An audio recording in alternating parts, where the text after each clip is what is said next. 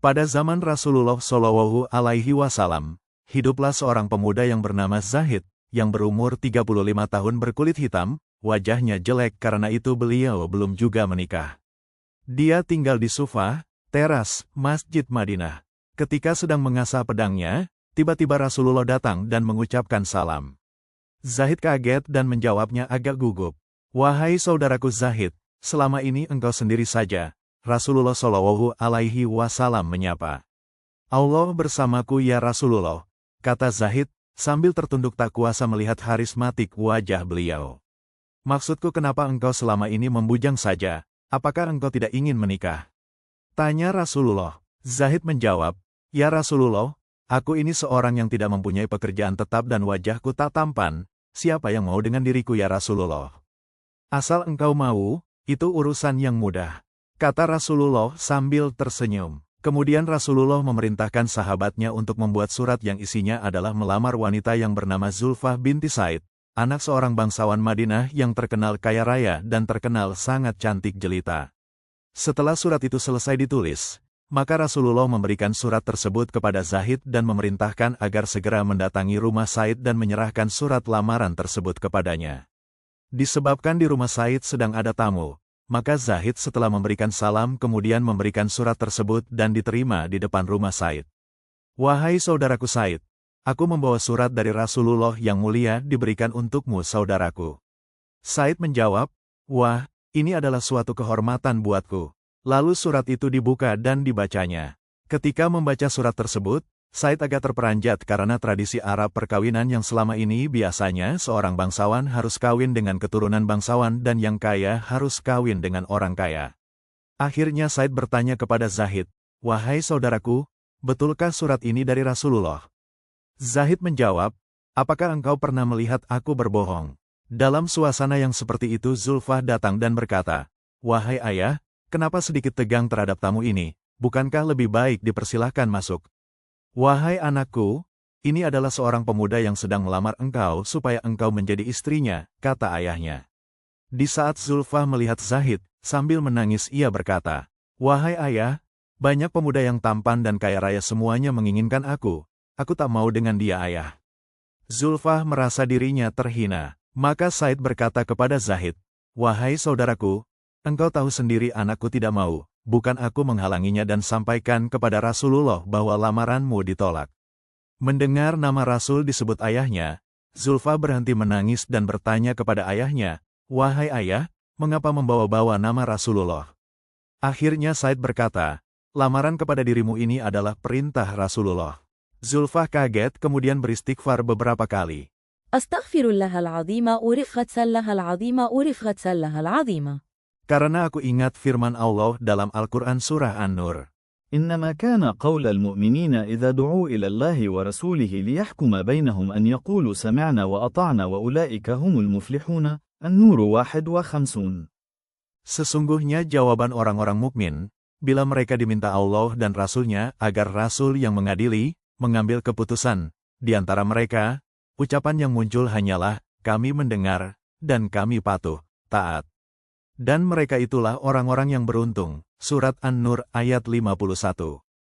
Zahid pada hari itu merasa jiwanya melayang-layang ke angkasa dan baru kali ini merasakan bahagia yang tiada taranya, dan segera melangkah pulang. Sampai di masjid ia bersujud syukur. Rasulullah yang mulia tersenyum melihat gerak-gerik Zahid yang berbeda dari biasanya. "Bagaimana Zahid?" "Alhamdulillah lamarannya diterima ya Rasulullah," jawab Zahid. "Apakah sudah ada persiapan?" Zahid menundukkan kepala sambil berkata, "Ya Rasulullah, aku tidak memiliki apa-apa." Akhirnya Rasulullah menyuruhnya pergi ke beberapa sahabat untuk membantunya mendapatkan uang untuk menikah. Setelah mendapatkan uang yang cukup banyak, Zahid pergi ke pasar untuk membeli perlengkapan perkawinan. Tak lama kemudian setibanya di pasar, bersamaan itu pula ada pengumuman jihad untuk perang melawan orang kafir yang mau menyerang masyarakat Muslim Madinah. Zahid mulai bingung untuk menentukan sikap, menikah atau berjuang demi agama Allah. Akhirnya dia mencoba kembali lagi ke masjid. Ketika Zahid sampai di masjid, dia melihat kaum muslimin sudah siap-siap dengan perlengkapan senjata. Zahid bertanya, "Ada apa ini?" Sahabat menjawab, "Wahai Zahid, hari ini orang kafir akan menghancurkan kita, apakah engkau tidak mengetahui? Zahid istighfar beberapa kali sambil berkata, wah, jika begitu uang untuk menikah ini akan aku belikan baju besi dan kuda yang terbaik. Aku lebih memilih jihad bersama Rasulullah dan menunda pernikahan ini. Para sahabat menasihatinya, wahai Zahid, nanti malam kamu berbulan madu, tetapi engkau malah hendak berperang. Zahid menjawab dengan tegas, hatiku sudah mantap untuk bersama Al-Mustafa Rasulullah pergi berjihad. Lalu Zahid membacakan ayat Al-Quran di hadapan sahabat Nabi. قل إن كان آباؤكم وأبناؤكم وإخوانكم وأزواجكم وعشيرتكم وأموال اقترفتموها وتجارة تخشون كسادها ومساكن ترضونها أحب إليكم من الله ورسوله وجهاد في سبيله فتربصوا حتى يأتي الله بأمره والله لا يهدي القوم الفاسقين. التوبة 24. Artinya katakanlah, jika bapak-bapak, anak-anak, saudara-saudara, istri-istri, kaum kerabatmu, harta kekayaan yang kamu usahakan, perniagaan yang kamu kuatiri kerugiannya, dan rumah-rumah tempat tinggal yang kamu sukai, itu semua lebih kamu cintai daripada Allah dan Rasul-Nya, dengan berjihad di jalannya. Maka tunggulah sampai Allah mendatangkan keputusannya. Dan Allah tidak memberi petunjuk kepada orang-orang fasik. Surat At-Taubah ayat 24. Akhirnya Zahid maju ke medan pertempuran. Dengan hebatnya beliau bertempur. Banyak dari kaum kafirin tewas di tangannya dan pada akhirnya beliau mendapatkan syahid. Gugur demi membela agama Allah dan Rasulullah. Peperangan telah usai, kemenangan direbut oleh Rasul dan pasukannya. Senja yang penuh dengan keberkahan ketika Rasulullah memeriksa satu persatu yang telah gugur di jalan Allah, sebagai syuhada Allahu Azza wa Jalla.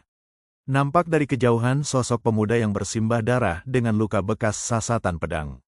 Rasulullah menghampiri jasad pemuda itu sambil meletakkan kepalanya di pangkuan manusia agung ini. Habiballah memeluknya sambil menangis terseduh-seduh, bukankah engkau ya Zahid yang hendak menikah malam ini? Tapi engkau memilih keridaan Allah, berjihad bersamaku. Tak lama kemudian Rasulullah tersenyum sembari memalingkan muka ke sebelah kiri karena malu.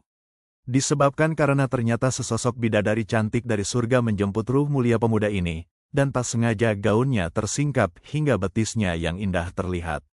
Ini yang membuat Rasulullah malu. Rasulullah berkata, hari ini Zahid berbulan madu dengan bidadari yang lebih cantik daripada Zulfah.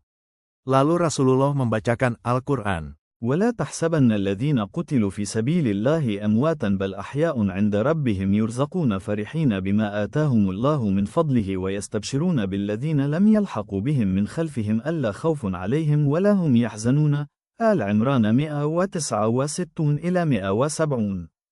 Janganlah kamu mengira bahwa orang-orang yang gugur di jalan Allah itu mati, sejatinya mereka itu hidup di sisi Tuhannya dengan mendapat rezeki. Mereka dalam keadaan bahagia disebabkan karunia Allah yang diberikannya kepada mereka, dan mereka bergirang hati terhadap orang-orang yang masih tinggal di belakang yang belum menyusul mereka dan tidak, pula, mereka bersedih hati. Surat Ali Imran ayat 169 sampai dengan 170. Pada saat itulah para sahabat meneteskan air mata, dan Zulfah pun berkata, Ya Allah, alangkah bahagianya calon suamiku itu. Jika aku tidak dapat mendampinginya di dunia, maka izinkanlah aku mendampinginya di akhirat. Bila kamu sayang ibu, ayahmu jangan lupa like dan subscribe,